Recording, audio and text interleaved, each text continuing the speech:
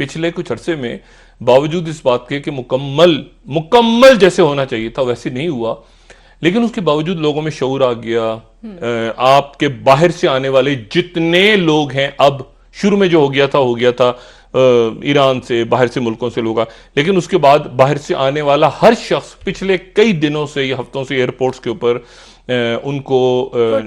Screening नहीं की जाए, उनको सीधा भेजा जाता है, क्वारंटाइन कर दिया जाता है। उसके बाद कोई अलामात होती हैं तो अलामात के बाद उनको छोड़, तो एक तरह से उसका बहुत फायदा हुआ। अब आपको पता है कि जो भी कुछ है मुल्क के अंदर है, मुल्क के बाहर से तो केसेस नहीं आ रहे,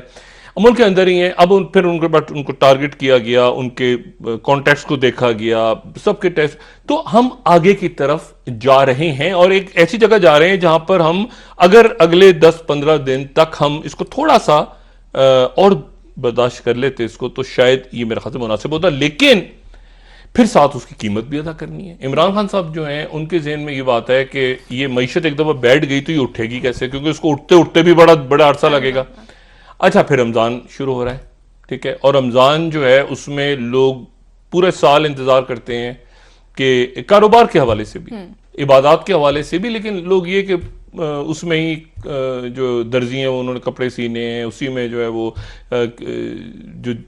जूते वाले हैं जिन्होंने जूते बेचने हैं, जिन्होंने कोई मतलब हर किस्म का लोग, तो अब रमजान बाजार लगने हैं, लोगों ने निकलना है। तो अब मसला ये है कि इसलिए इमरान खान साहब ने ये कहा कि उसके नतीजे में तो बैठ, लेकिन अमलन अब ये हुआ है कुछ चीजें उन्होंने सुबह पे छोड़ दी। अच्छा, जब उन्होंने कहा कि कंस्ट्रक्शन इंडस्ट्री अगर खुलती है तो कंस्ट्रक्शन इंडस्ट्री तो उस वक्त खुलेगी कि जब मजदूर भी आएंगे। देखिए ना, उसमें आपको प्लम्बर्स चाहिए, प्लम्बर्स को उनको तो शायद इजाजत मिल भी गई है, लेकिन आपको मजदूर फिर निकलेंगे, क्योंकि कंस्ट्रक्शन इंडस्ट्री तो खुल नहीं सकती जब तक डेली वेजेस पे काम करने वाले मजदूर बाहर नहीं।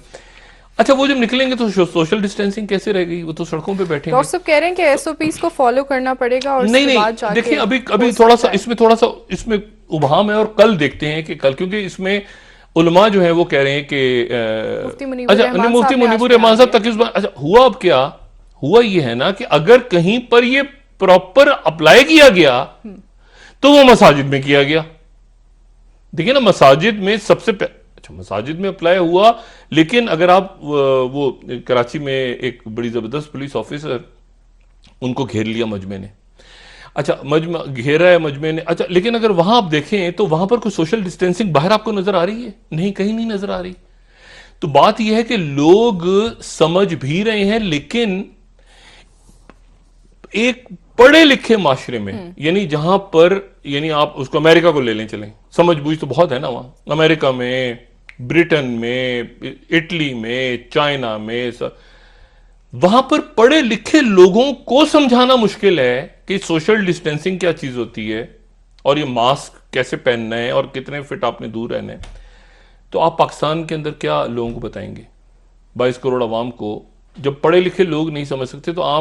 आम शख्स को आप समझाएंगे? अच्छा, पढ़े लिखे लोगों को भी आप पूछें जाके, लोगों को नहीं पता वायरस क्या होता है, तो बैक्टीरिया क्या होता है, तो ये जो है वो फिल्टर क्या होता है, तो कर्व क्या होता है, तो फ्लैट कैसे होगा, तो ये होगा, तो एंटीजन क्या होता है, एंटीबॉडी क्या होती है, तो आईजीजी क्या होती है, तो आईजीएम क्या होती है, उनको नहीं पता।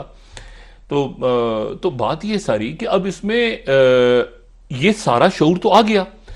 लेकिन उस शऊर के जो अप्लाई करना है, उस अप्लाई करने के जब ये दिन आ रहे हैं, मेरी दुआ है अल्लाह ताला से कि अल्लाह ताला खैरियत से ये दिन निकाले। लेकिन ये पाकिस्तान से मिलता जुलता ही कुछ इंडिया के अंदर भी सिलसिला हो रहा है कि वहां पर भी कुछ रियासतों में हुआ, कुछ में नहीं हुआ, कुछ गड़बड़ हो गई, वहां पे भी एक्सटेंड कर दिया, एक्सटेंड कर दिया उन्होंने। नहीं, कुछ रियासतें नहीं कर रही, कुछ रियासतों की डायनेमिक्स नहीं है। केरला में जबरदस्त हुआ है, केरला में देखिए ना, बाहर जो भी पाकिस्तानी मुल्क से बाहर काम करते हैं उनको पता है कि बहुत बड़ी तादाद में केरला से लोग मशरिक वस्ता में आपको नजर आते हैं। अच्छा, वो बाहर से आए तो अपने साथ, जाहिर है क्या वो इन्फेक्ट नहीं थे, होगा, लेकिन उसके बावजूद वहां जबरदस्त किस्म की टेस्टिंग हुई, सब कुछ हुआ, तो केरला में और बाकी जगहों पे कामयाबी से। लेकिन कई रियासतें जो जिनमें पॉसिबल नहीं है। अब मसला यह है कि यहां पर अब कारोबार को एक दफा बंद कर देते हैं। मैं आपको मिसाल देता हूं कि आज आप स्टार्ट कर दें, मिसाल के तौर पे कल आपने कहा कि कारोबारी इंडस्ट्री खोलते हैं, इसको खुलते खुलते महीना लगेगा, लोग चलेंगे घरों से बगैर यकीनी, निकलें ना निकलें, क्या खुले। तो इमरान खान साहब के जहन में यह है, क्योंकि आईएमएफ ने आज एक ज्यादती की है,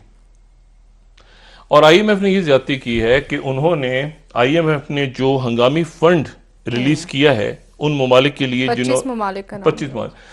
और उन ममालिक में उन्होंने पाकिस्तान का नाम इंक्लूड नहीं किया। अब ये मेरा ख्याल है कि बिल्कुल उनका जो रिलीफ फंड आया, मुझे बड़ी हैरत है इस बात पे,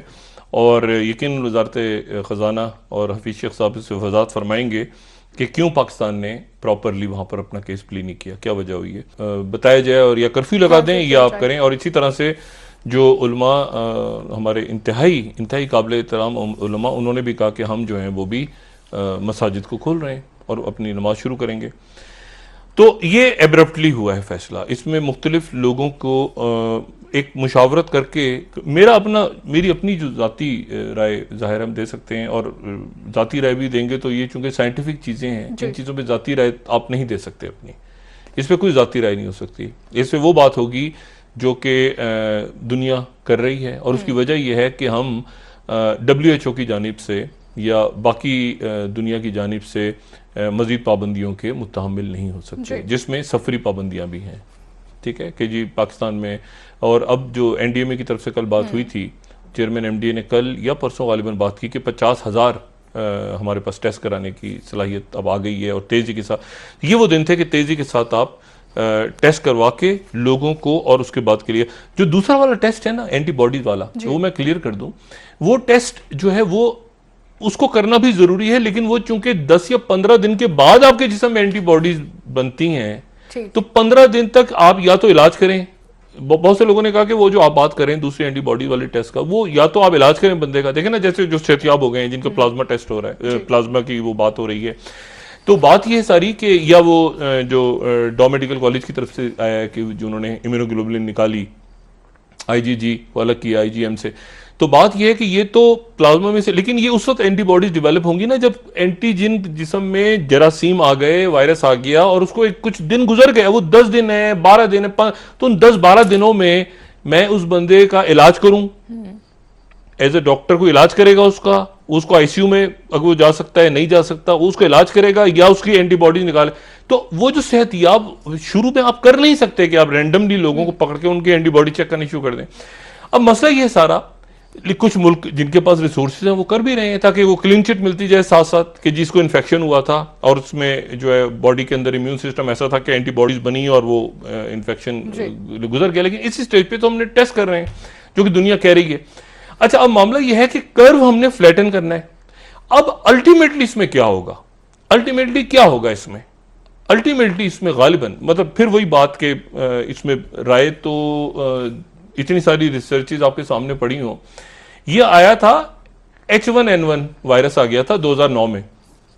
और ये जो था इसको भी WHO ने पेंडेमिक कर दिया था, और उस वक्त जो है उसमें 18,500 अमवात हो गई थी। ये भी एक फ्लू इन्फ्लुएंजा ए की किस्म थी ये, और बड़ा पेंडेमिक, और ये दुनिया में लोग सारे वो आया एक मुल्क से दूसरे मुल्क 2009 में, इधर उधर इन्फ्लुएंजा फैला कर आते। वन फाइन मॉर्निंग एक दिन सुबह पता चला कि वो फ्लू गायब हो चुका है, वायरस कहीं। अच्छा, अब बात ये है सारी कि ये तो अब उससे क्या नतीजा निकला ये कि वो हर्ड इम्यूनिटी वही वाली बात, क्योंकि होता ये है कि वो इतने लोगों को हो गई, क्योंकि आपने बुनियादी तौर पे एक से दूसरे को फैल रहा है, दूसरे से तीसरे को, यानी 59,000 लोगों तक फैल सकता है ना एक आदमी से। ही तो रिसर्च आ चुकी है सामने, और पाकिस्तान में भी ऐसे केसेस आ गए कि एक आदमी से 37 को लगा, 35 को लगा, 37 को लगा, एक आदमी से दूसरे तीसरे तीन निकलते गए आगे।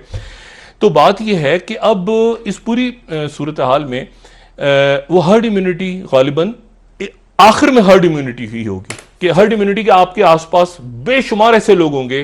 कि जिनको इन्फेक्शन हुआ और उनके अंदर एंटीबॉडीज बन गई, और अब वायरस फैल नहीं सकता आगे, तो मेरे अंदर वायरस है तो मैं ऐसे लोगों में घेरा हूं जिन सब के अंदर एंटीबॉडीज हैं, और मुझसे उस शख्स तक वायरस नहीं जा रहा जिस तक जाना चाहिए, क्योंकि मेरे आसपास सारे लोग ऐसे हैं जिनको वायरस हुआ और एंटीबॉडीज बन गई। ये हर्ड इम्यूनिटी होती है। ये उस वक्त होती है जब किसी भी आबादी में 70 से 80% लोगों को इन्फेक्शन हुआ हो और वो उसमें से सेहतियाब हो गए हो। आज की तारीख तक पाकिस्तान में ऐसा नहीं है, आज की तारीख तक दुनिया में ऐसा नहीं है। हर्ड इम्यूनिटी की आखिर में होगा ऐसे ही, लेकिन वो आखिर अभी नहीं है। ये वो हर्ड इम्यूनिटी है जिसकी बोरिस जॉनसन साहब बात कर रहे थे कि कुछ नहीं करना बर्तानिया में, हर्ड इम्यूनिटी से मैं ठीक हो जाऊंगा। ये हर्ड इम्यूनिटी हो जाएगी और सारे लोगों को, उसके नतीजे में उन्होंने ताखीर की फैसलों में। और आज वहां पर लोग ये कह रहे हैं कि सिर्फ एक हफ्ता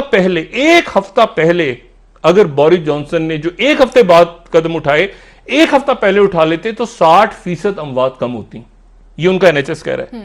तो एनएचएस के डॉक्टर्स कह रहे हैं कि 60% अमवात कम होती हैं और वो फैलती जा रही है। स्पेन के अंदर, इटली में, स्पेन में, फ्रांस में, जर्मनी में, इन सारे मुल्कों में अब इस वक्त वहां पर अमवात ये फ्लैटन होना शुरू हो गया कर्व। इवन न्यूयॉर्क में फ्लैट हो रहा है। नहीं, फ्लैट हो रहा है। अमवात है ज्यादा लेकिन वो फ्लैट होना शुरू हो गया, नए केसेस कम आ रहे हैं न्यूयॉर्क में। लेकिन वो अभी भी 1 मई से उसको उठाने के फेवर में नहीं है। ट्रंप कह रहे हैं कि मैं ही गवर्नर हूं, मैं गवर्नर के इख्तियारात भी मेरे पास हैं। और वो कल झुंझुला भी गए थे गालिबन, पता नहीं वो क्लिप है या नहीं, या टाइम है नहीं कि चलाने का हमारे पास। थोड़ी देर तक तो